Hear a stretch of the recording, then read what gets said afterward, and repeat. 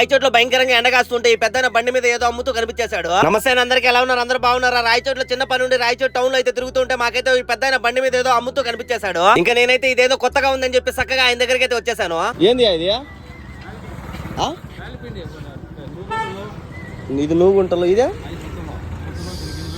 సొద్దుంటా ఇదేని ఇది మళ్ళా ఆయనైతే నూగులతో చెనికాపులతో ఒక లడ్డు, అలాగే పాలపిండి బళ్ళు వచ్చే పాలపిండితో చెనికాపులతో ఒక లడ్డు అయితే తయారు చేసి 20 రూపాయల లెక్కన అయితే అమ్ముతున్నాడు. నేనైతే ఈ నూగులుంటలు చాలా సార్లు తిన్నాను, కానీ ఈ పాలపిండి లడ్డు అయితే ఎప్పుడు తినలేదు. అందుకే నేనైతే 2 అయితే తీసుకున్నాను. ఇంకా మీలో ఎంతమంది రాయచోట్ల ఈ పెద్ద దగ్గర ఈ లడ్లు తిన్నారో మీకేమనిపించిందో ఒకసారి కామెంట్ చేసేయండి. ఇంక ఇలాంటి కొత్త కొత్త ఎక్కడైనా రోడ్ల మీద కనిపిస్తుంది నేనైతే టేస్ట్ చేస్తా ఉంటాను. నేనే కాదు నా పక్కన వాళ్ళకి కూడా టేస్ట్ చూపిస్తాను. నేనైతే ఈ నూగులుంటలు చాలా సార్లు తిన్నాను, కానీ ఈ పాలపిండి లడ్డు ఏందో నాకైతే అర్థం కావడం లేదు. దీంట్లో అయితే ఎక్కువగా చెనికాపులే కనిపిస్తున్నాయి. ఇంకా టేస్ట్ విషయానికి వస్తే కూడా చాలా బాగున్నాయి. మా వాళ్ళు కూడా చాలా బాగా నచ్చాయి. మీకు నా పెద్ద రాయచోట్ల ఎక్కడైనా కనిపిస్తే ఒకసారి ట్రై చేయండి. అలాగే ఇలాంటి వీడియోస్ కోసం మన ఛానల్ సబ్స్క్రైబ్ చేసుకొని ఈ వీడియోకి లైక్ చేసుకోండి.